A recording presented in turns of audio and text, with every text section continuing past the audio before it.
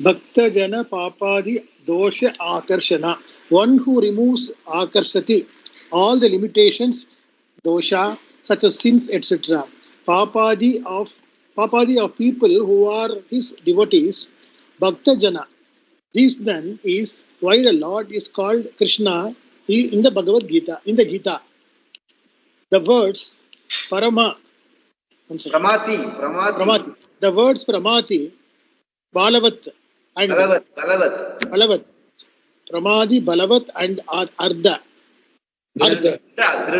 Balavat, Drida. And Drida. Drida are attributes of mind that Arjuna talks about. Not only in the mind Chanchala, it is also a tyrant, Pramadi. Pramati means the opposite to Apramatta, which I have been talking about. The Chitta Samadhanam, alertness. Lack of alertness is Pramadi. It is keeping you dull. That is why it is called Pramadi. Pramadi is the opposite of Apramatta. Samarthyam. We know, no? Samarthyam. It makes you balaginam. Pramadi, it makes you dull. So that is what is the meaning by the word Pramadi. Yeah. That which shakes one up. To say that the mind is agitated is not enough. In fact, the mind is agitation. The mind has the capacity to bring one's senses, body, reason, everything under its control. It just takes charge of everything. One's reason does not seem to have any say over this mind. For instance, no one volitionally wants to become sad. Volitionally meaning by design. Nobody thinks of becoming sad. Yeah. Okay. Volitionally wants to become sad, but one is sad. No one wants to be angry, but one is angry. Emotions like sorrow and anger are all conditions of the mind and seem to have a hold over the person. One's culture, upbringing, status, and knowledge do not seem to have any say when one is angry. In fact, one's culture seems to be totally forgotten and an entirely new language emerges, one that is not found in any dictionary. This language, although generally understood by everyone, since everyone uses it occasionally, is usually kept suppressed. Culture implies language, but when a person becomes angry and uses such unbecoming language, bad language. Yeah. Unbecoming, unexpected language. Yeah. Unexpected language. The person's culture is gone, no matter how refined and cultured, no matter how manicured and pedicured. All the culture the person has ever cultivated is nowhere to be seen in moments of anger. The person's knowledge also is not available at such times. Everyone knows very well that sadness does not produce a desirable result. The sadder one is, the more problems one has. No one has solved any problem through sorrow. This is all very clear, very rational, as Krishna himself had said when he first began his dialogue with Arjuna, saying, You grieve for those who should not be grieved for, and yet you speak words of wisdom. Asocyan, Anvasocyan. Asocyan, Anvasocastvam, Prajna Vadancha Basase. The first 211, the beginning verse of Upadesha. Yeah, 211. Prajnavadam basase. Even though Prajnavadam meaning you'll appear intelligent and a very rational person when you are talking, but you are grieving for what is not to be grieved for. Like whatever is changing will keep changing. You can't be worried about that. Changeless remain changeless, and changing will keep changing. So for that you cannot be worried about. That's how he starts the Upadesha. So that he is reminding Krishna Arjuna. So, like in the sense, when you are in the grip of sorrow for worrying about things which cannot be helped, when you are in the grip of sorrow or the worry, naturally you will not be, the sense you will not be alert to dharmic. The apramatta will not be there. That what he is talking about, no, the three qualifications. Like he says, Pramadi Balavad Drida. You get totally consumed by that worry and concerned mind, and he will not be able to think properly. That is what he is telling. So, so he is reminding Arjuna. This is also very clear, as Krishna himself had said when he first began his dialogue with Arjuna. So, don't allow grief to overcome you. Then you will not be able to think properly. That's what he is trying to say. Yeah. And that is a problem with the mind. It's a problem with the mind. And the mind problem is basically we all, even though it's a mind problem, we think it is our problem. We associate totally our I with the mind. And so the mind problem becomes my problem. So when the mind is in dilemma, that's what he says. Chanchalam ki Krishna, how am I going to take care? Please take care, like that. So what Bhagavan is going to say, Chanchalam is its property of the mind. You don't try to control that. What is controllable, you control. What is controllable? You as a being, you are not, you have mind as an instrument. Don't totally give yourself to the mind. Don't identify yourself with the mind. That is what is in your control. That is what the whole Jnanam is all about. The study and the vichara is all about what is my reality. How to not totally identify myself with the mind and get all the problems of the mind as my problem. That is what he is trying to say. That is how he, even though Arjuna presents the problem in the question, the answer lies in not associating with the mind. That he will say now. Yeah. Read further. Everyone knows this, and other people tell you also. But sadness seems to be something that does not take your permission. Only when permission is sought is there a question of you granting it or not. Sadness implies certain type of thinking. Sadness means there's a particular type of thinking going on. Without thinking, you cannot be sad. Sadness is not like hunger, thirst, or sleep. Without thinking, you become hungry. Without thinking, you go to sleep, especially after a big meal. And in the morning, without thinking, you are as hungry as wolf. So to be hungry, you do not have to think. Whereas to be sad, you do. In fact, to be sad, angry, hateful, agitated, depressed, trusted, you need to think a lot. Frustrated. You have to see, this is a beauty. Here, Bhagavan is, in the sense, Swamiji as well as the Acharya explains, like, he says, hunger, thirst, sleep are called phenomenal. They are all Ishvara Srishti. For all organisms, it is there. Whereas, thinking yourself into sadness, anger, hateful, agitated is a specific, glory of only human being. He can easily think himself into sadness. We have always said, by thinking, you can make yourself sad. There will be no reason to be sad. You project that only it's your vibhuti. Jiva Srishti. It is called Jiva Srishti. Ishvara Srishti is phenomenon. Is hunger, thirst, and all that. For all that, he has already provided for. If there is hunger, there is food. If there is thirsty, there is water. Like that, Ishvara Srishti, everything, there is a cause and effect automatically built in. That is called phenomenal world. The phenomenal world is not our problem. The problem is our own pratyekamana world, the Jiva Srishti. That is what we have to differentiate. We have to keep the Jiva Srishti to the minimum, Ishvara Srishti to the maximum. If we live in Ishvara's world, even without much, not full understanding of the topic of what is the reality and all that, still you can be a sane person. You can follow Dharma. That is what it is all about. Sattva Gunam maximum means you will be in Ishvara's domain. Tamo Gunam maximum means you will be in Jiva's domain. And if you are in Jiva's domain, in your own world, actually you will have problems. If you are living in Ishvara's world, there will be little problems, less problems. If you are living in your world, you will have a problem. Even that much of pragmatism you must have. That is what Karma Yoga teaches us.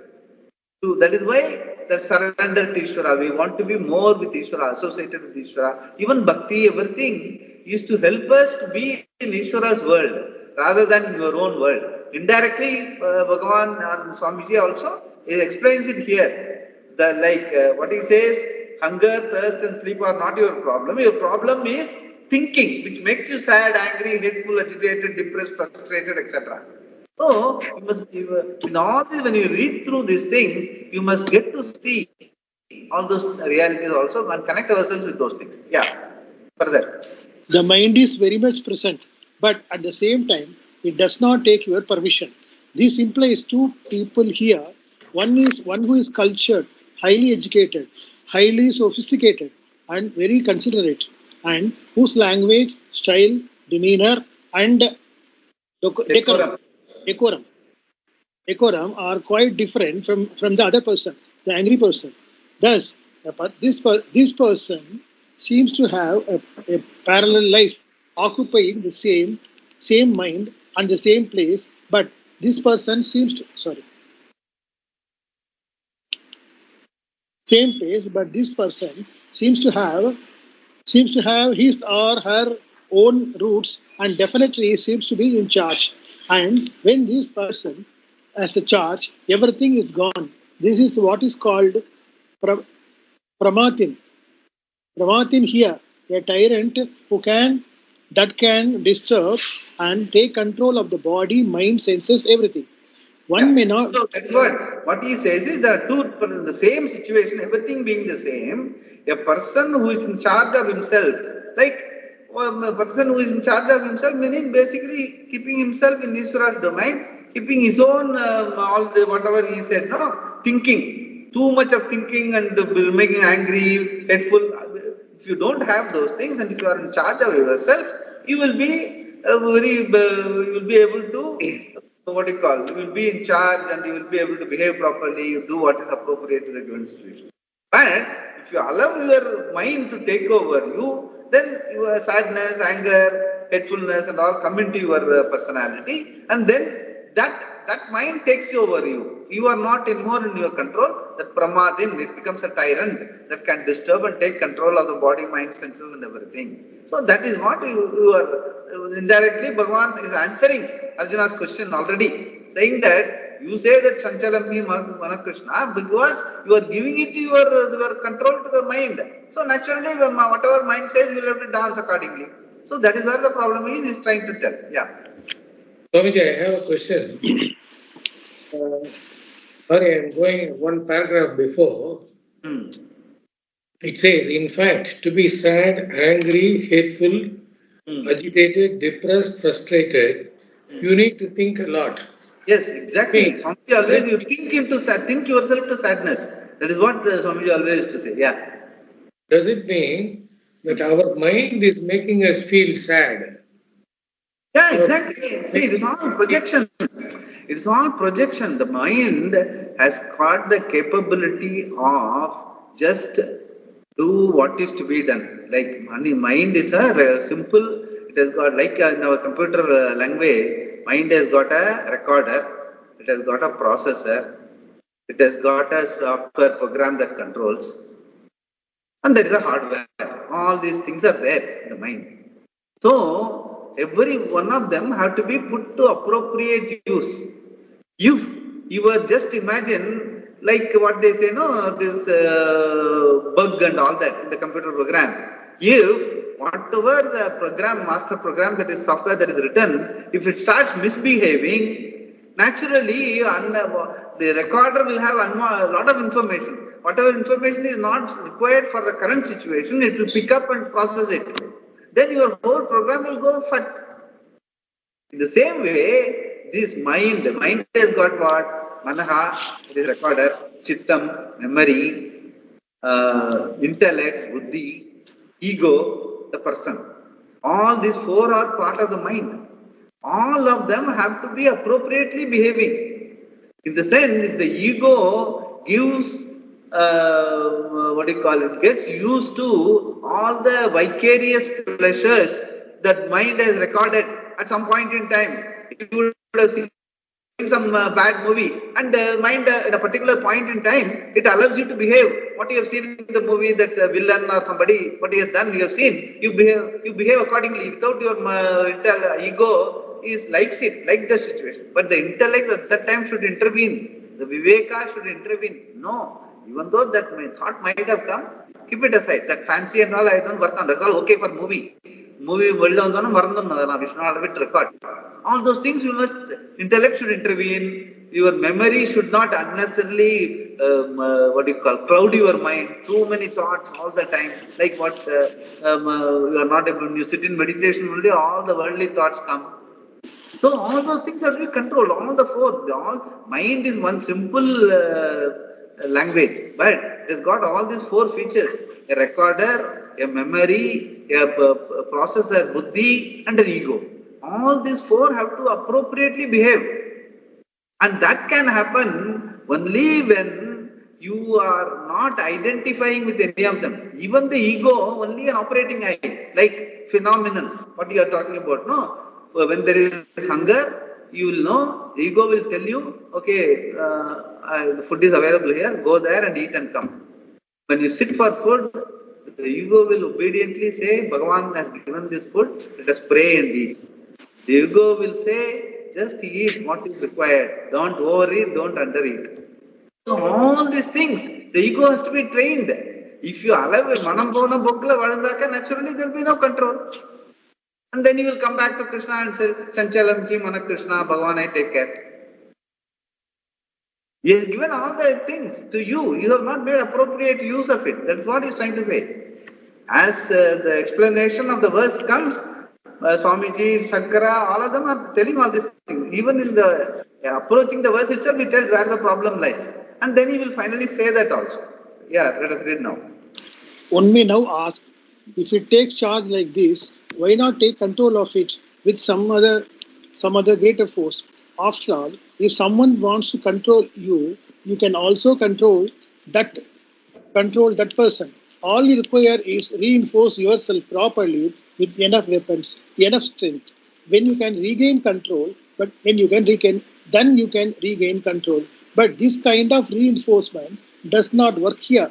Whatever strength I manage to muster for myself to control the Pramatin is not... Pramatin is the tyrant, the mind. Pramatin is not adequate. The other always seems to be stronger.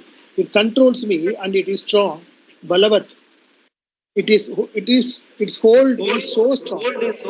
Its hold is so strong that I cannot wrench myself away from its control.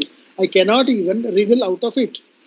Nor can anyone else get out from under it either.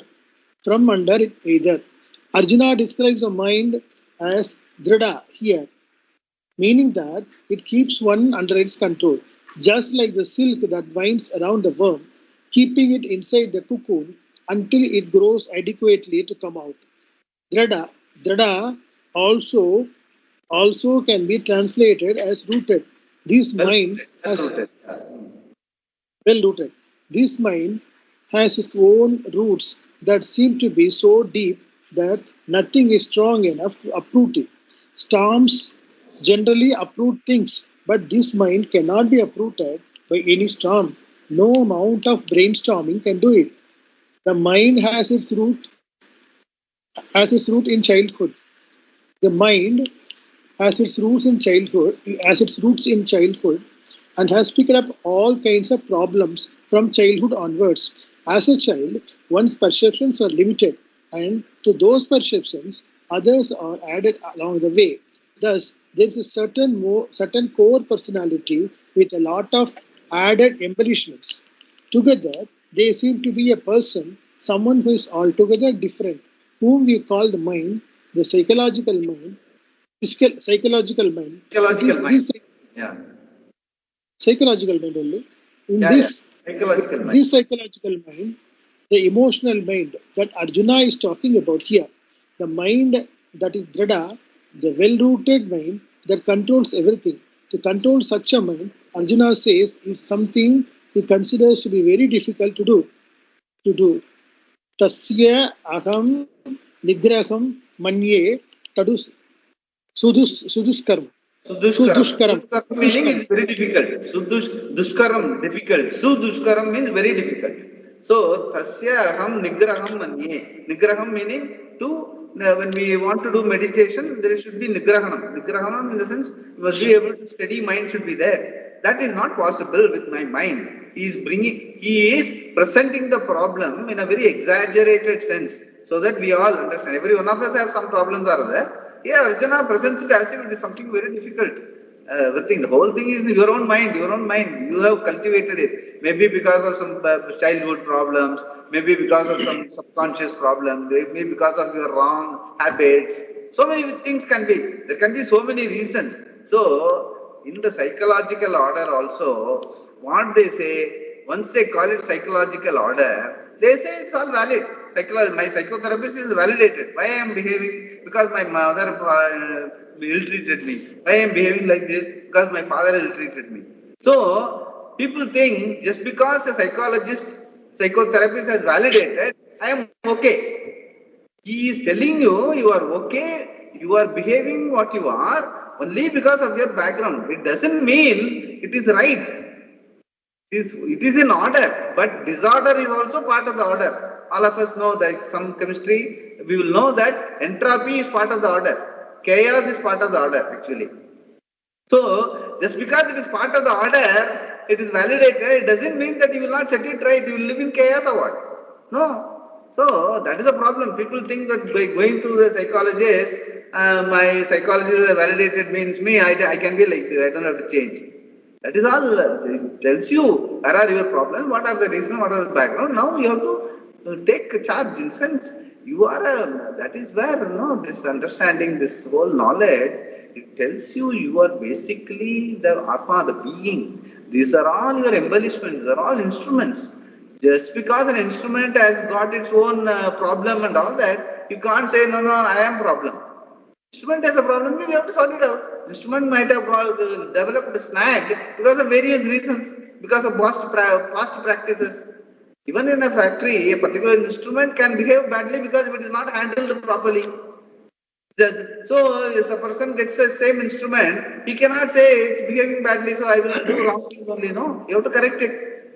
Likewise, the mind is only an instrument, you have to correct it. That is what he is trying to say, that all those reasons might be there, but that doesn't mean that you can leave it like that. The psychology part of it, psychological mind, emotional mind, etc., does not give you an excuse to say that I will not take charge of my mind. My mind is, I am not in control of my mind. Mind controls me. How can I, even though I know what is right, like Duryodhana said, even though I know what is right, I cannot do it.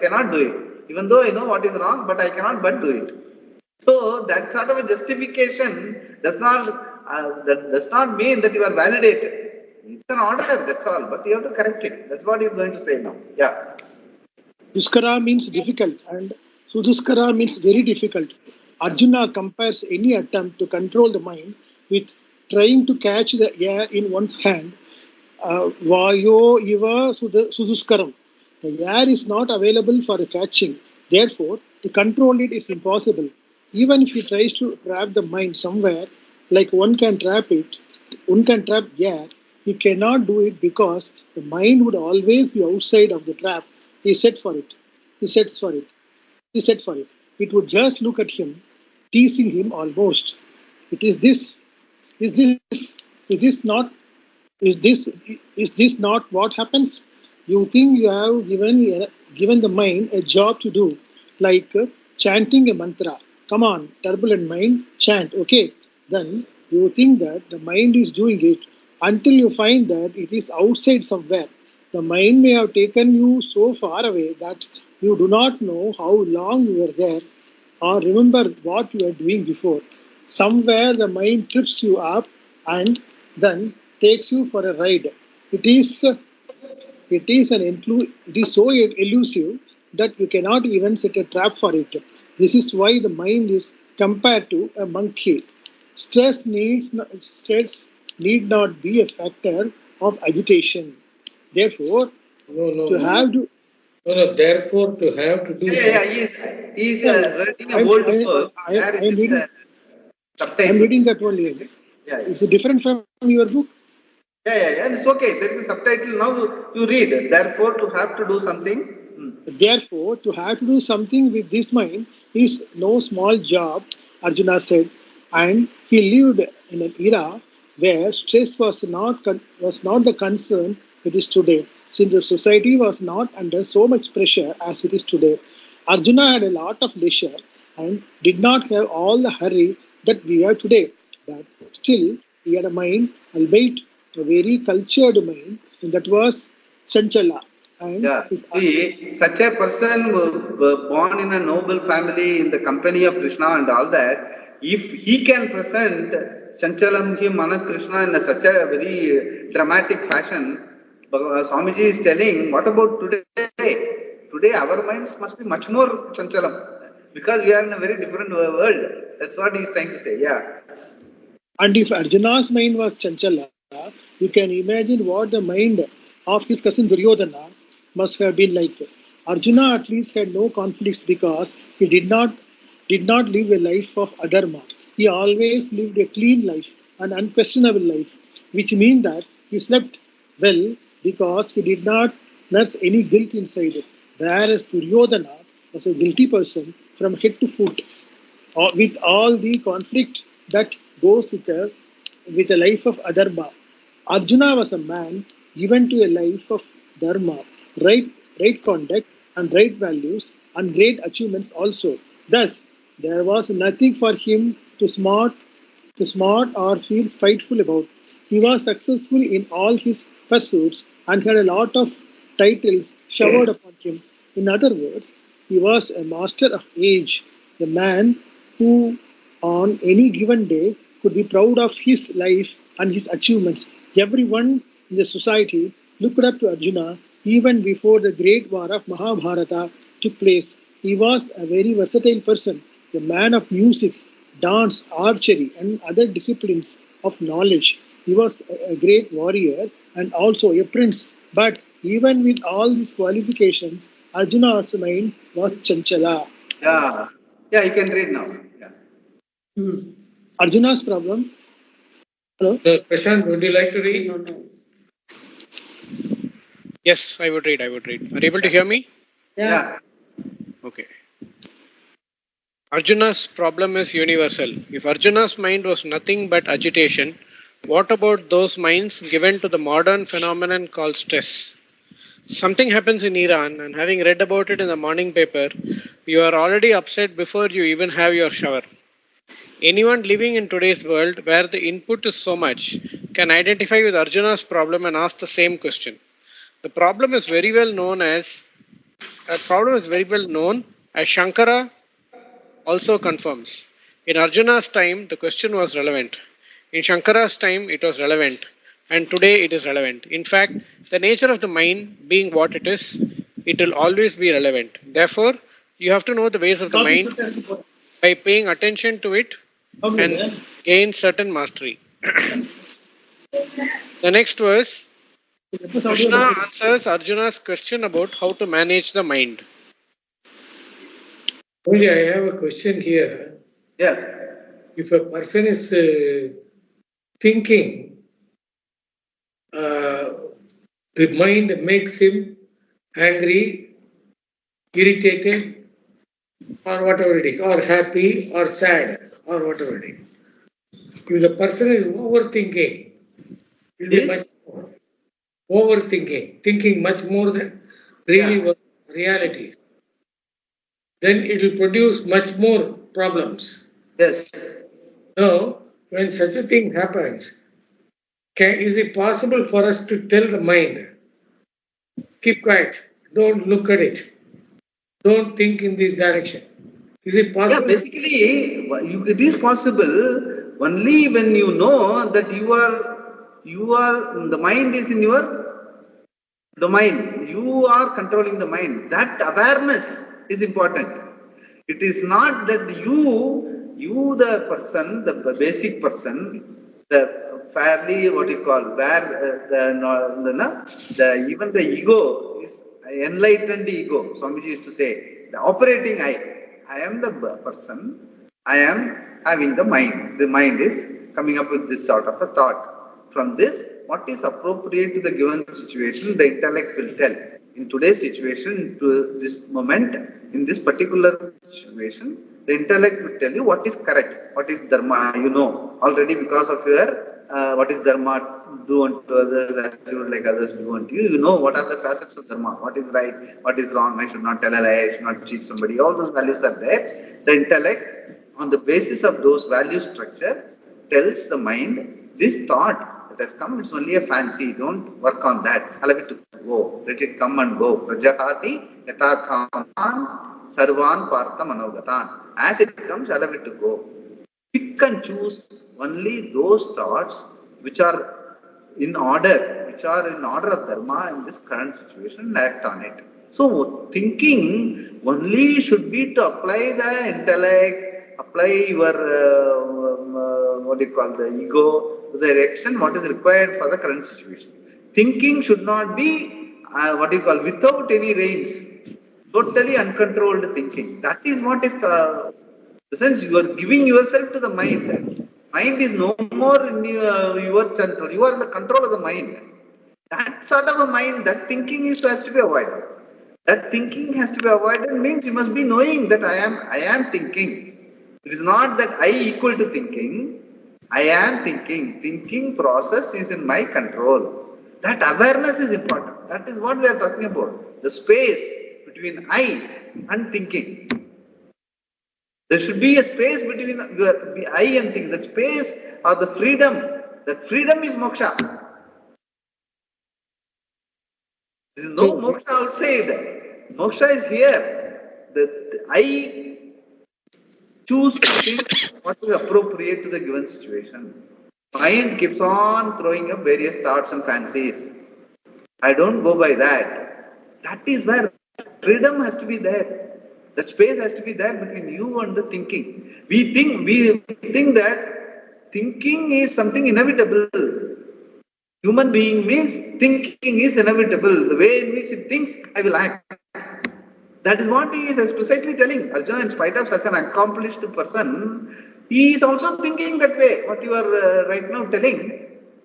The same thing he is also saying. Thinking, mind thinks what to do. You can do, you have to do. Thinking is only a faculty. You are not the faculty. Faculty is with you. That awareness, that space is very important. That is what we are talking about.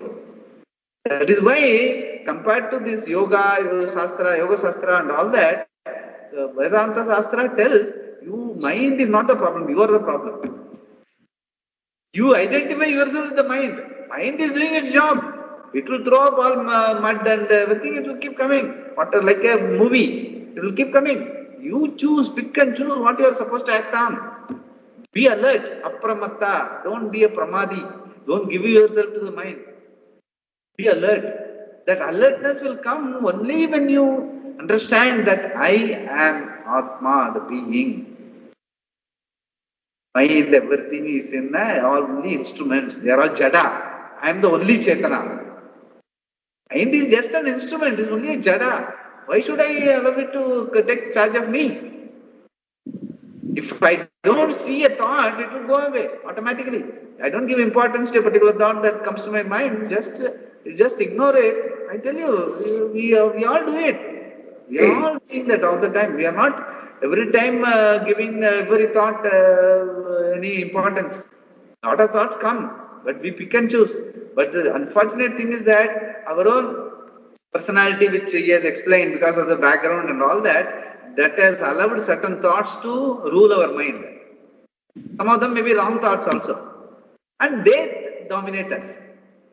Whereas if you are alert and ensure that what is dharma, that is where karma yoga, this whole background of this, the I, the being, what is the reality, understanding and all help. And ensuring that even though in the past you might have picked up some wrong dharma is dharma, we might have thought adharma is dharma, okay, Tadiyaditham Tandal Karan, whomsoever is powerful, whatever he does is correct. Somebody might have told us, we might have thought, okay, if I am powerful, I can do anything and get away with it. That sort of it might have become my dharma in my psychological background because of my bringing up and all that. If you are born in a silver spoon or a golden spoon, and if you are fairly arrogant right from your childhood, then you think that it is my right. Everyone has to be subservient to me. That what we call the colonial mentality, or what we call slavery mentality. All those things will become part of my psyche. Then I will expect everyone else around me to dance around. So all these things will have to overlap. As we go up, we have to overcome those things. That is called intelligent living. So that is what he's trying to say. You have to be in charge of the mind. You cannot allow the mind to take charge of you. That is essentially what, when he says, Chanchalam hi manah Krishna, Bhagavan also will go along and say, yeah, my mind is Chanchalam, but what are you doing? You have to take charge of it. He will tell that. He will come, go further, as we discuss, he will tell that. Yeah. Verse 35 and 36. Yeah. असंशयं महाबाहो मनो दुर्निग्रहं चलम् अभ्यासेन तु कौन्तेय वैराग्येन च गृह्यते. Sri Bhagavan, Lord Krishna, Uvacha said, Mahabaho, O mighty armed Arjuna, Asamshayam, no doubt, Manaha, mind, Durnigraham, difficult to answer, Chalam is agitated, Tu, but, Kaunteya, O son of Kunti, Arjuna, Abhyasena by practice, Cha and Vairagyena by objectivity, Grihyate is mastered. See, Bhagavan said, no doubt, Arjuna, the mighty armed, the mind is agitated and difficult to master, but Kaunteya Arjuna, it is mastered by practice and objectivity. Here, Krishna's first addresses Arjuna as Mahabaho, O mighty armed. Being a great warrior, Arjuna was of course considered to be mighty, but his might, his strength, should include his mastery over his mind. So indirectly, Krishna is making a dig at Arjuna. He is calling him, oh Mahabaho, great warrior. You are a great warrior, you are not even able to control your mind. He is trying to tell him. Yeah. Our strength may be useful for knocking the heads of others, but it is not enough to take care of one's own silly mind. He is able to knock off the heads of others, but he is not able to take care of his own head. Yeah. Krishna confirms this here by saying Asamshayam, no doubt, indicating that there was no doubt that the mind is restless and difficult to master. Who says the mind is not restless? To recognize that the mind is restless is to have won half the battle. Suppose someone tell me that his or her mind is agitated, and I say that getting agitated is not good at all, that it does not solve anything, and therefore do not get agitated. All that will happen is that the person will become more agitated. What use is this advice? It is not as though the person wants to get agitated. Therefore, this particular advice is useless. Telling someone not to get agitated does not help at all. Whereas, if I accept agitation as the nature of the mind, half the battle is won. Basically, once you accept, see, to tell that I am agitated is one thing, and to tell my mind is agitated is another thing.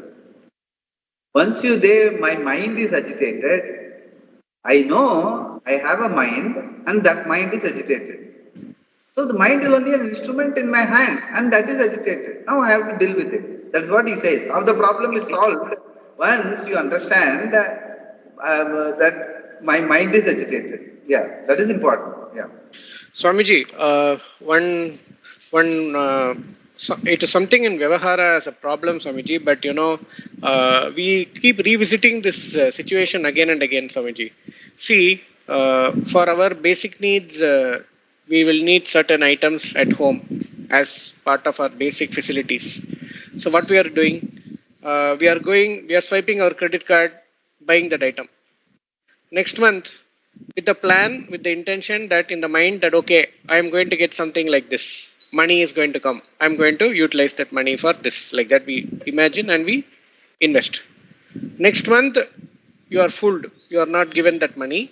Or, okay, not fooled. I'm just saying you don't get that money. Okay. So acceptance is I accepted, okay, I'm not going to get that money. But our mind will be so agitated because you have to answer the bank. The bank will charge something to you. All these type of things we have, these rules in the system that we follow. So I know I should have been prudent and not spent it in the first case. But what to do? I have to spend, because for my life to be enabling myself, I have done it. So in this case, Swamiji, there is one person who says, okay, I am, because of him only this thing happened. So you said, we read about in the last chapter, okay, we have to forgive that person. You take him, okay, he has done it like that. Like I remember Swamiji, you also said, okay, he did that, take it like that, accept it, take it like your prasada, and go ahead like that. Now, my mind should also be prudent enough to give me a solution for that problem by saying, okay, I have to pay 36,000. Okay, I have only 12,000. Let me pay this 12,000 now. Later, let me look to see what to do about it, like that. But one thing I understood is, if you have that firm faith in Ishvara, you will not be, kept aside helpless. Some way, some form of help will come to you in order to get that thing achieved. So that is the feeling we have. But to inculcate that at a first level, okay, and while we go to tell someone that, okay, எனக்கு ஒரு மன கஷ்டம் இருந்தது, so I say, Swamiji, எனக்கு இப்படி ஆயிடுது. See, most of the time, devotion should not be like giving petition, we read it. But when it comes to reality, if someone says, for example, I'm sitting at home, if someone says, போய் கிருஷ்ணரை பார்த்துட்டு வா, நல்லது நடக்கும், like that our guru is telling us, what we do? We go to Krishna, we see him and come back, and then we say, okay, நல்லது நடக்கும், we wait. But if we know by prudence, that not prudence, I mean by conscious mind, that there is only one person who is the problem for this, in getting us that. So there, when we go and vent out that feeling to someone, that person who has great respect for that person will advise you saying, no, don't think like that. It's not him. Why do you think he has made the mistake? Okay, it has happened like that. You see what you can do. Don't get wild with him. Don't mistake him, because that person is considered as a great person by all the others. So you also consider like him, like this, like that they say. Now, the first acceptance of the mind is agitation. Second acceptance of the mind is no money. What can I do? Then we go to Ishvara, then we think, okay, let us pay 12,000 instead of 36,000, and then we manage something and we manage. But what happens? The same problem keeps repeating again and again and again and again and again, even in our basic facilities that we are supposed to have, like buying rice, buying provisions. That 12,000 might impact that month itself. Now, in this case, Swamiji, how to not get agitated, how to still remain the way that we read right now, how to remain in that same cool. Because getting agitated is not going to solve the problem. So that first thing you must understand, that getting agitated is not going to solve the problem. Why? Getting agitated means what? Totally allowing our mind to ourselves to get totally entangled with the mind is not going to solve the problem. Whatever you are doing, whether you are approaching one person or whether you are just surrendering to Ishvara and praying, either way, what is important is not to get entangled with the mind's, the mind meaning what? This is a situation, the mind responds in a particular way, in the sense it feels good, bad, ugly, whatever it is, that associating ourselves with the mind is not in any way going to help. What is important, the objectivity lies in what here also is, Bhagavan says is, don't associate with that mind, whatever be the problem. The problems do not go away. It doesn't go away, but you have to act on it. But you can act on it only when the mind is available to you. If you are going to surrender totally yourself to the mind, you will not be able to prudent. Whether you go for prayer, or whether you cut your expenditure, or whether you reduce your expectation, or go and get the advice of somebody who is supposed to help you, whatever it is, whatever you want to do, you can do. But at no point in time, you can allow yourself to say that I am agitated. You have to say my mind is having a problem because of this situation. That problem has to be sorted out. That you have to keep yourself, you the being, you the person, basic person, the Atma, has to be kept aside. It has nothing to do with the plus and minus that is happening in your life. At all point in time. That is the Upadesha. That is what the whole thing is training ourselves to be. Even Arjuna's problem is the same thing now.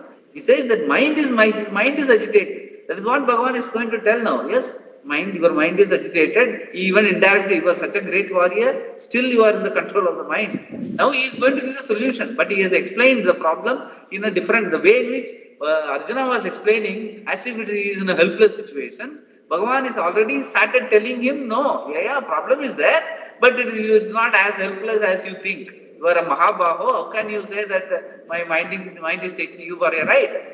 Then he will explain further. So at any point in time, we have to keep ourselves in balance. At any situation, worst situation or the best situation, at no point in time you can feel that I am done in my life. That is why I always say, even in my own earlier days, Brahsta days also, nobody can hurt me. I am the awareness being. Everything else I do, whatever is possible I do. Even if I make a mistake, I didn't understand that time, I will correct it next time. But that alertness, that space is important. That is what he is going to tell. So that is, even in a very practical, time and again appearing situation, difficult situation, you can never lose your identity. You can't surrender your identity to the mind. Then because it doesn't help. One is the reality. The second thing is by identifying, by melting along with the problem, in what way you are going to solve the problem? You are not going to solve the problem.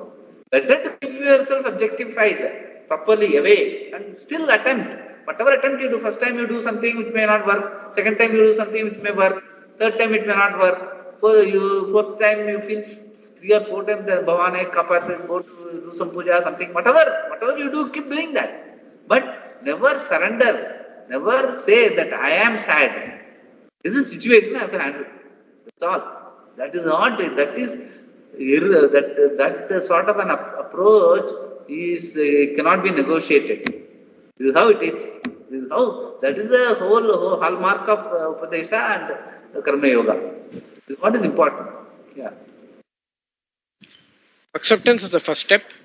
In the program of recovery sponsored by Alcoholics Anonymous, the first step is for the person to say that he or she has no power over alcohol. This has to be accepted first, otherwise there is no hope of recovery. The same thing is true with everything, not just alcohol. I have no power over anger. Yeah. I have no power over this restless mind. When I accept this, then half the battle is won.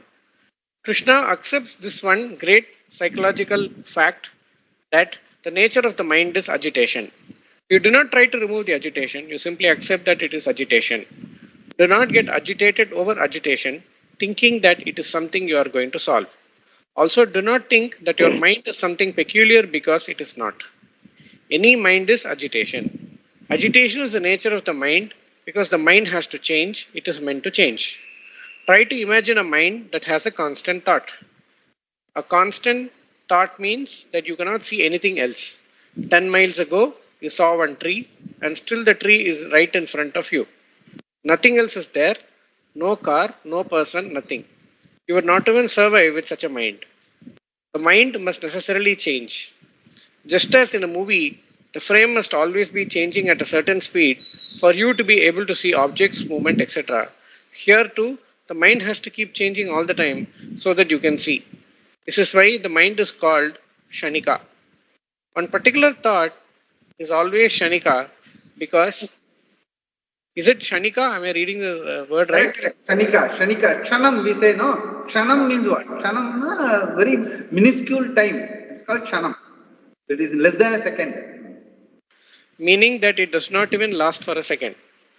Just to say the word second involves so many paths, so many frames, so many changes, all of which are Kshanika. This is the nature of the vritti, the thought. Even to recognize this fact, the mind has to be Kshanika. Yeah, which we have discussed many times before. I have told how many times. Mind has to be like that. It is just a continuous movement of thoughts. That is how it is. Yeah. Since the nature of the mind is Chanika, naturally it is going to change. Therefore, Krishna says, there is no doubt about it. Arjuna, the mind is Chala, Shanjala, restless. Chala also means agitation. And being chala, it is very difficult to control. Manaha durvigraham chalam, he said. In other words, he agrees with what Arjuna has said about the mind, that it is as difficult to have mastery over the mind as over the wind. By repeating what Arjuna said, he is saying that the nature of the mind should be accepted as such. Accept the fact that the mind is agitation, that it has its own roots, its own logic, and therefore it is never illogical. We always think the mind is... Yeah. I have a question. Yeah. I have no power over anger. What does it really mean? I am not able to understand. In the sense, see, anger is not, you are not, you don't know, what do you call? It is, anger is not out of your volition. For example, Swamiji always used to say in the crowd, suppose right now we are talking, come on, Kumar, can you get angry with me? Come on, get angry with me. Can you get angry? You cannot. Because it is a reaction. It is not an action, or it is not a, what do you call? It is not something deliberate. So that is what he means. Anger, you have to accept that it is a reaction in your mind that has got a background. Once you understand that anger is a reaction that has happened in your mind because of some background, whatever it is, once you see the anger, you will not act on it. You know that it is anger. So you will not allow, first thing what you will do, you will not give expression to that anger for others to become a victim. See, when anger creates a problem in Vyavahara or in the Niyati, in the order, only when the anger is given expression by hurting somebody or hurting yourself for that matter.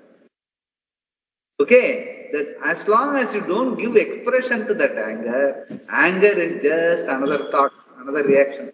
Just allow it to cool off, that's all. Just allow it to pass by. Don't act on it. You know that you are angry.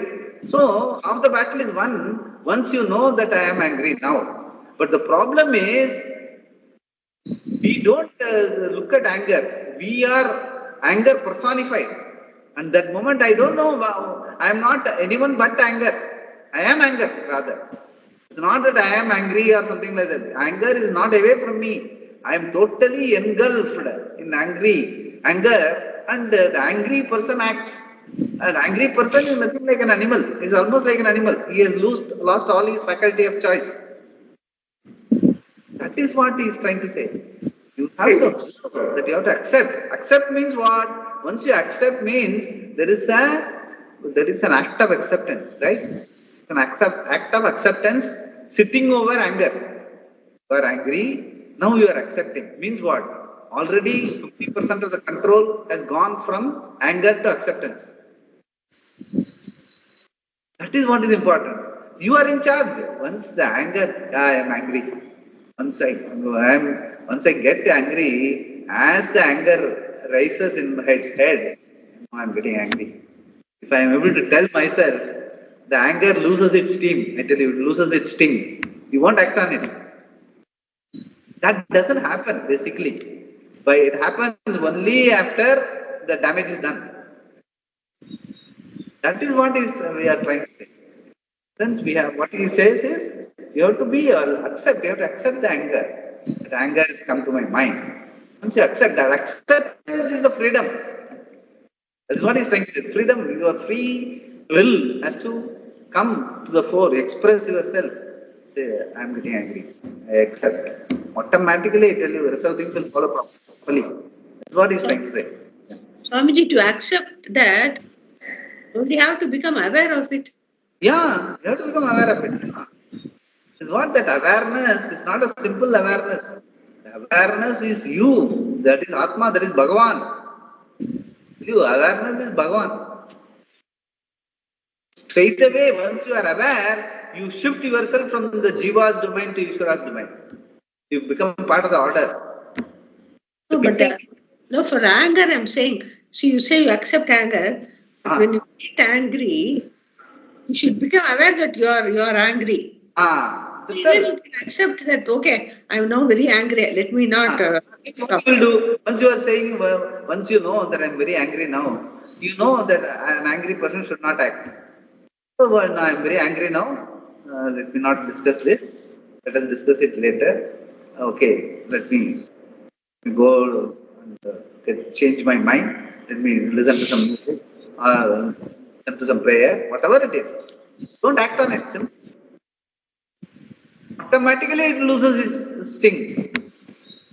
Then what will you do after 5 minutes, whatever it is, you will see what made you anger, you will analyze and you will find where is the problem, whatever it is you can do, you will do. That's all.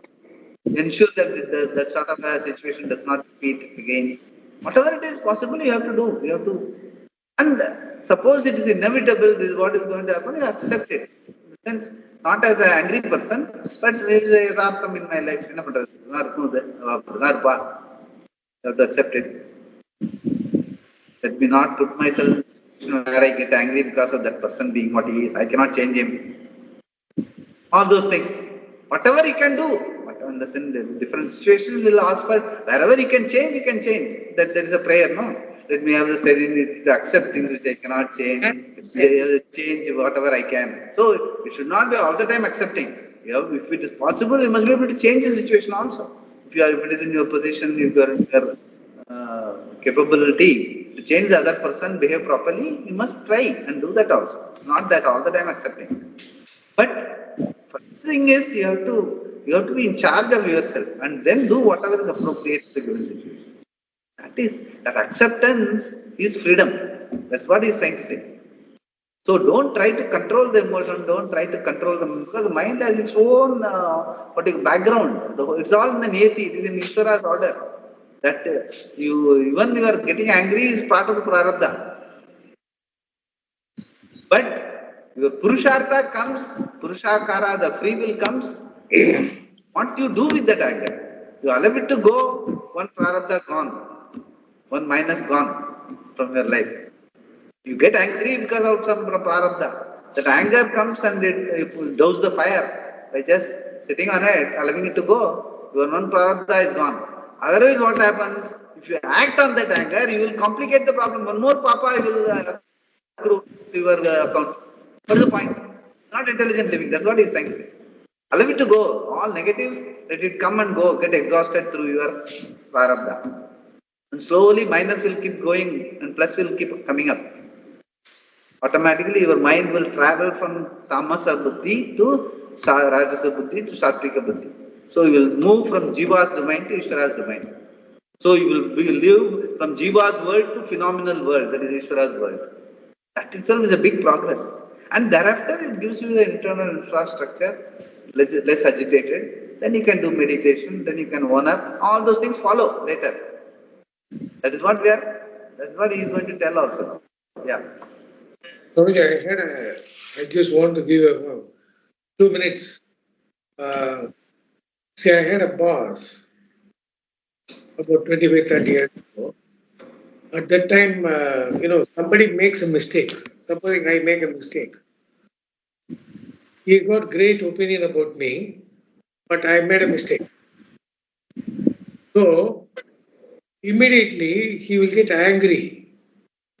And within a second, he will say, I am now angry. I am going to my seat. I'll come back after 10 minutes.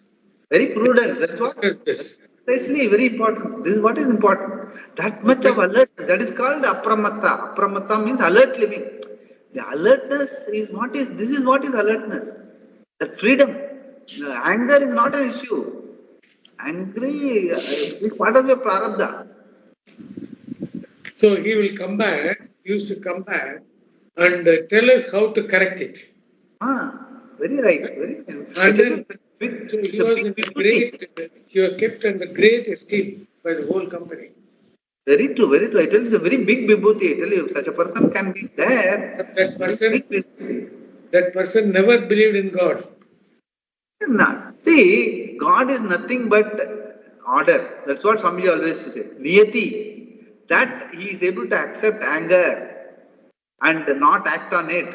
That means he is in accordance with Ishvara. I tell you, he may not put a God and worship, but he is in tune with Ishvara.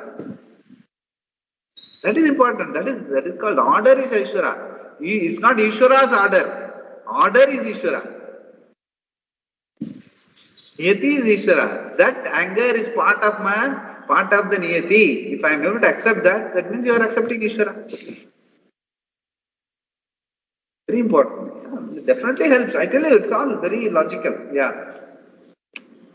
We always think the mind is illogical, but that is not correct. Am I reading from the right place? Yeah. Great. The mind does have its own logic. If we suddenly think of something, we think that the thought has come from nowhere. But it has not come from nowhere, it has come from somewhere, meaning there is some logic for it. But why, when nothing has happened outside, when everything is calm, do I suddenly have this thought? It simply means that outside situations are not required for a thought to occur. I have enough going on inside for this to happen. Why, for example, in the midst of meditation, do I suddenly think of okras? And why, when I'm talking and wanting to come up with some funny word, did this word okra come to me? There must be some logic for it. The point here is that whatever suddenly occurs in my head had its own logic. There is nothing illogical in this world. There is always some logic. What is illogical? We find there is logic. That is, when something occurs, there is some reason for it. We must understand then that the mind is like this. It is its nature. Does it mean that I should leave the mind as it is? I could say, yes, the mind is agitation. Forget about it. Do not worry about it. The problem, however, is that when the mind is agitation, I am agitation. The problem is there. When the mind is agitated, I am agitated. That is where the problem is. Yeah. Therefore, I have to learn to discover the distance between the mind and I. This is the whole trick here, which is why Krishna tells Arjuna that the mind can be mastered by practice and objectivity. Abhyasena tu kaunteya vairagyena cha grihyate. Caring for the child within. By addressing Arjuna here as Kaunteya, the son of Kunti, Krishna is indicating that the child was still there in Arjuna, which is where the mind has its roots. This child needs to be taken care by the adult. Therefore, there is double child care. When you were a child, someone else took care of you, but now you have to take care of your inner child. The first child care is done by your parents or other adults, whereas this inner child care must be done by the person. Everyone nurses a child inside, and that child has to be taken care of. Everyone needs to do it. There is always a child who was disappointed in his or her perceptions. My mother does not like me. My father hates me. These were the child's perceptions, and because of the behavior of people involved, they have some validity. This is why the child remains inside the person. There is always a crying child, a weeping child down below, which is why the mind suddenly takes off, especially even when you reach the age of 35 years and over. This is the time that all the disappointments of the child come out one by one. And when you begin to study Vedanta, they all come out. Studying Vedanta means that you look at yourself. Previously, you were doing other things. Looking at yourself is the first thing that must be done here, which is when the child comes out. When else will this child be taken care of? It has to be taken care of. It has to be addressed. Otherwise, you become 75 years old and are still a child. This is the point Krishna is making here by calling Arjuna as Kaunteya. First, he refers to Arjuna as an adult, Mahabaho, and then asks him to take care of the child by addressing him as Kaunteya. And these are all Swamiji's interpretation. It is not Shankara Bhashyam. Pujya Swamiji has done a lot of psychological study in the West. When he was this whole thing, as I was telling, was written when he was in Salisbury, teaching a group of Americans and all that. So the entire Bhagavd Gita Home study, the first text was written when he was in America. So there he has done a lot of this psychological study, transference, child, adult, psychology and all that. That is why he is beautifully telling. When he addresses him as Mahabaho, he was addressing the adult. And he said that you are a great warrior, but you are not able to take care of the mind. And then he says, Kaunteya, because there is still a child in you. Address your child. Your child is your problem. Bhishma Pitamaha, என்னோட தாத்தா இருக்கார், என்னோட குரு இருக்கார், எப்படி சண்டை போடுறது, இதெல்லாம் child's problems. That is what he is trying to say. Transactional analysis. Exactly. Krishna At then one tells. point in time, in India, this was very famous. Transactional analysis. Child, mother, teacher, student, all those things. That pairs will always be there in transference. Because of too much of association between child and if even husband and wife, they will say, if they live together for a long time, husband will start behaving like a wife and wife will also behave like a husband because they have lived together for so long. The transference of each person falls on the other. All those things are there. Only that you have to recognize that. You don't have to feel irritated about it, or you have to recognize that. This is what it is. And then once you have that awareness, that alertness, because of this I am thinking, it's called, Swamiji used to say, there is something called a locked horn situation. I don't know whether you have heard, Prashant, have you heard this? Locked horn situation. Locked horns, okay. Beautiful. The sense, there is a breed of deers, they have Kumbuman Chulva. So, initially, the Kumbu is simpler. So, they are playing, siblings or whatever you call it. They grow together. But as they grow up, the Kumbu becomes very complicated. Yeah. A lot of branches it develops. And then again, initially when they were fighting with the Kumbu, it was play. Later what happens? The complicated Kumbu, when they too start fighting, they themselves, they are not able to come out of it. They are stuck with the horns and the head. So they are connected. That is called locked horn situation. That happens to us. All of us it happens. You don't know. You have been together for, you are unhappy with certain things, but still you cannot move away because you are in a locked horn situation. That is all part of the psychology. That is what we have to understand. First you have to understand that, no, this is a locked horn situation. Automatically you will do whatever you are supposed to do. Do not get carried away with the situation. That is what is alertness. That alert living is what is being talked about. Yeah. That is called Kalaman. Kalaman. Yeah, Kalaman. Yeah, exactly. Beautiful situation, I tell you. This you can see in Africa and all that, in the forest and all, you can see this. The two locked horns, Kalaman will start fighting or playing, and then they don't know how to come out of it. And somebody else, the zookeeper, has to come and remove it. So see, that sort of situation can happen. That Swamiji has observed. He will say this is called a locked horn situation in a psychological situation between two people. You have to get out of those situations. Yeah. What is Abhyasa? Practice. It is the practice of yoga just discussed by Krishna, through which a certain distance is gained between your mind and yourself. This distance enables you to look at yourself positively, to see yourself exactly as you are, to see what the nature of I is. In this way, you come to understand that every thought is you, no doubt, but that you are free from thought. Seeing this particular... You are not the thought. Very important. B is A, but A is not B. Yeah. Seeing this particular fact more and more, seeing it inside very clearly is what is meant by Abhyasa, practice. Seeing this particular situation, thought being I, while I is not any thought, is what is called Nididhyasana. And doing the same thing again and again is called Abhyasa, which enables you to gain mastery over your mind. Abhyasena Grihyate. Practice and usefulness of Japa. Here the practice Abhyasa of Japa can also be included. Because the mind's nature is not predictable, what your next thought will be is also not predictable. It can be anything. Since the next thought can be anything which you cannot predict what it will be, you create a predictable situation. This is what I was telling. The japa, you create a predictable situation.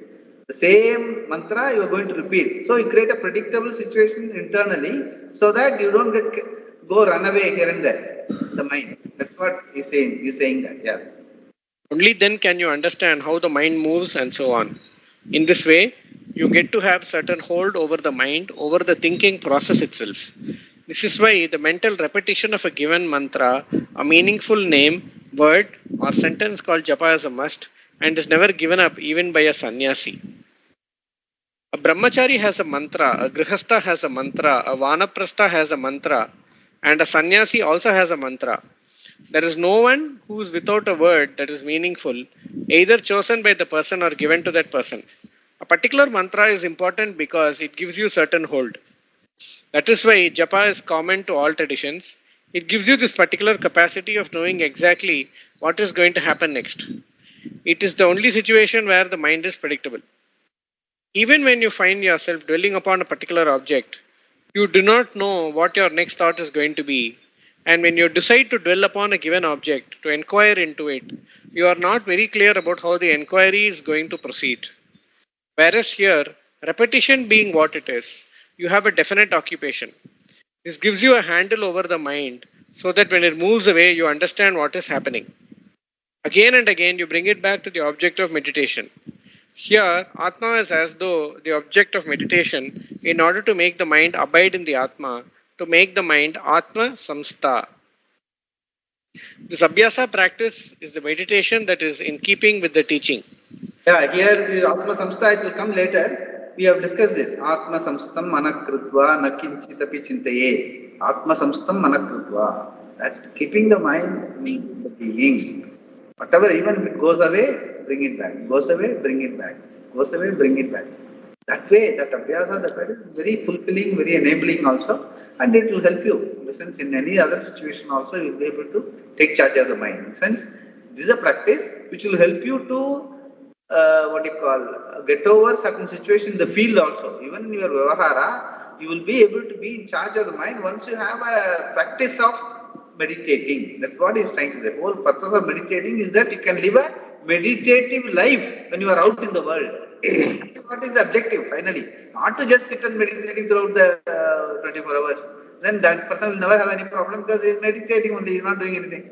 That is not the issue. The issue is that practice should help you to go, when you go out into the world, you must be able to have an alert, you must have a control over your mind. I am getting angry, I am getting agitated, I have to relax, I have to stay cool, get objective and act on it appropriately, what is going to the situation. That immediately as the agitation comes, your alertness also should come.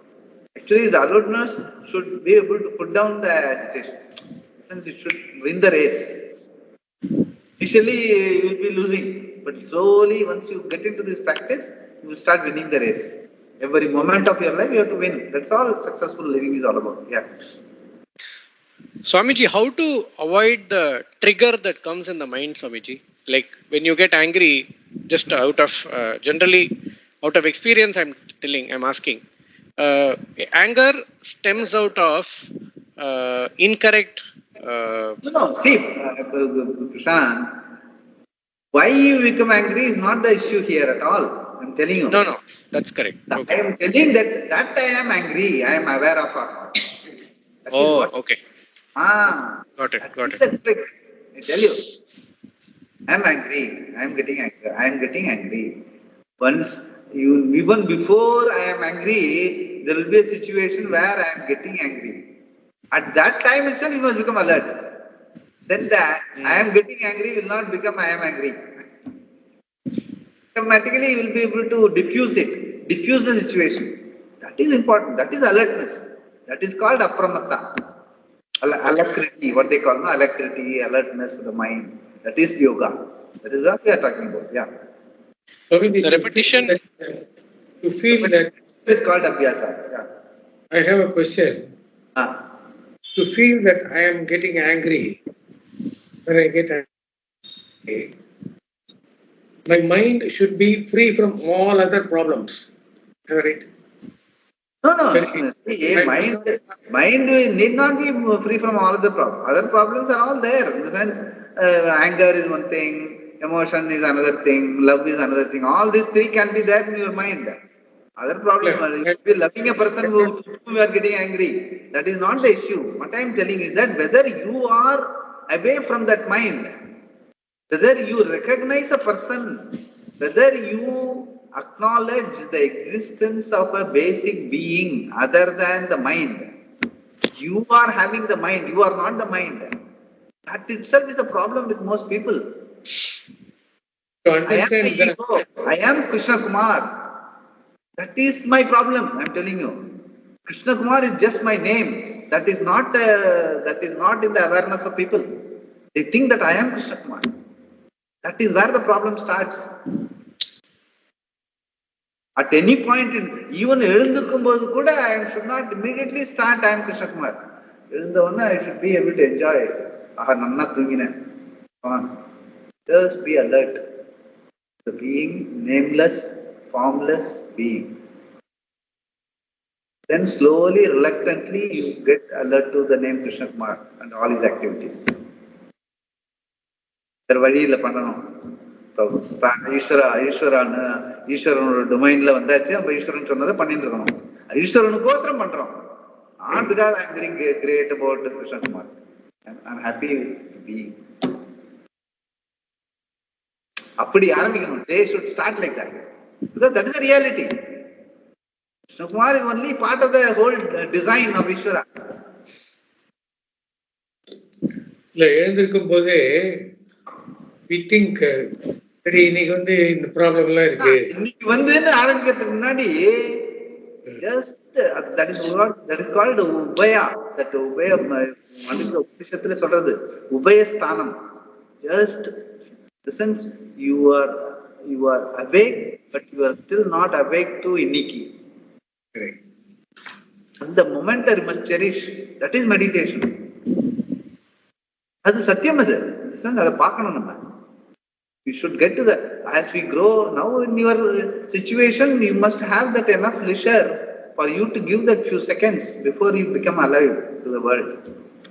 That is what the age gives us. Adan age oda varaprasadam. I tell you, Prashant may be finding it difficult, but you should not find it difficult. I should not find it difficult. It is the biggest boon for a human being. No other being, not even a devata can do it. Sun has to immediately start. Actually, sun never sleeps, unfortunately. Sun is always around. So, devata kuda is my privilege kadayadu. Only human being has got this privilege. That is why he is the fulcrum of the whole creation. You can be the being. You can claim that being. And then take up a role. Krishna Kumar, and then start the day. Swamiji, get up from the bed with some prayer. Get up from the bed with some prayer. Yeah, prayer. Even the prayer part of it is next. We can this without even a prayer. What I am telling you, just be, just 15 seconds, 30 seconds, whatever. எழுந்தவுடனே உடனே prayer கூட அடுத்த க்ஷணத்துக்கு தான். Just be. அதுக்கப்புறம் okay, கராக்ரே வஸ்து லக்ஷ்மி கரமுதே சரஸ்வதி கரமத்தியது கோவிந்தா பிரபாதே தர்சனம். And then other activities. Slowly. The sense, what I am telling is, as older people, we should be able to have that much of leisure. I cannot be as agitated as Prashant. That means we have not grown. Instead of being a 5-year-old child, we are being a 95-year-old child. What is the big deal?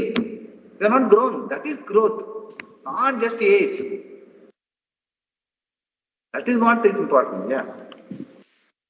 Actually, Swamiji, when I had gone for this Tirunelveli trip, I had planned, say, 3 places to visit. But I ended up visiting only one place, and the 2 places I went, they closed the temple.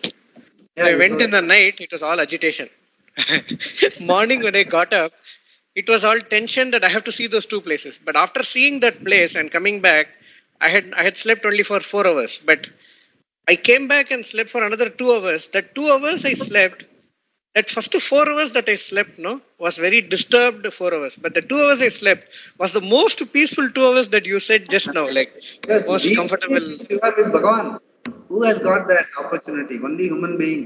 Because you are alert to that. You can understand that. You can discuss it saying that I was in deep sleep, had a good sleep. Makes sense? That is important. Yeah. Okay. The repetition itself is called abhyasa. Even in Sanskrit grammar, abhyasa means duplication. Because of this abhyasa, you learn the ways of the mind, you come to have some insight about it. In this particular abhyasa, even the object of distraction becomes an object of meditation, as discussed earlier. Wherever the mind goes, there I turn my attention. Yatra yatra mano yati, tatra tatra samadhayaha. Turning the attention from one thing to another becomes contemplation, in which the attention moves from the object to the very basis of the object, Atma. Therefore, there is no real distraction. See, this is what I was telling you. The drishya anuvidya dhyanam. You were telling, no, that when I am thinking of Om Namah Shivaya, it goes to Kapalishwara Linga. Okay, let it go. No, you stay with that Linga. Drishya anuvidya dhyanam. Don't look at it as a distraction. That's what he says. Turning the attention from one thing to another becomes contemplation, in which the attention moves from the object to the very basis of the object. And the Lingatoda Swarupam enna, adu Atmadam. That way you must be able to, what do you call it, surprise the distraction. The distracted mind should get surprised that you are able to focus there. Then automatically, Angiyam Atmada, Angiyam Atmada, Manasu. Automatically, the distraction will lose its sting. Then you can come back to Namah Shivaya again. Beautiful it is. Yeah, that's what he is trying to say. Turning the attention, yatra yatra mano yati tatra tatra samadhayaha. Why do you look at it as distraction? Yellame Bhagavan da. Beautiful. Yeah. Great. In this way, the distance between the thought and the self becomes very clear, that the thought is not everything. Thought is imbued with the self, and if I turn my attention towards the self, it becomes contemplation. I appreciate the self as independent of thought. The more I appreciate this fact, thought becomes purely a role. It is not taken as everything. This is the distance that I come to know, a distance that does not imply physical distance or a particular condition of the mind. It is insight, appreciation itself, and this appreciation becomes the reality. This is the practice that Krishna says would enable one to master the mind. Yeah, you want to stop here? Yes, we'll stop here. Yeah, we'll start. Very beautifully he's explaining, Swamiji. Very practical, I tell you, very practical. It's not difficult at all, I tell you. It is all very doable. That is what, no? That is Shastra should help us to, it should not tell us to become more helpless than what we are already. It should give us the clue to live, how to make our life meaningful and less stressed and all that. Very important. That is why Swamiji, the teaching is very enabling, the whole thing. Yeah. Prashant is fortunate to have all this knowledge. Yeah, definitely. Unfortunate. Early in life, yes. To have this, we are fortunate to have this at least at this age.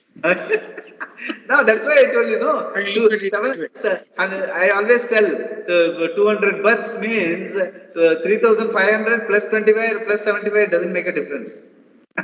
Yeah, not only that, there are millions of people who are not learning all this. Yeah, that's true. So we are fortunate enough to learn all this. So busy with the outside world. From a great Swamiji who is able to explain even that book. Yeah. You have gone through it so many times. This must be the 20th time or something, the whole Gita Home study I am going through in the last 35 years. I've been from 90, I've been going through. From 90 now, 35 years, 34 years are over. Every time I go through, I enjoy it. That means what? It should be something blissful, no? It should be like Karamuddina Kuliyangra Madi. You have to keep on. Every time you listen to it, feel nice about it. Especially when I discuss. Om. Purnamidam Purnat Purnamudachyate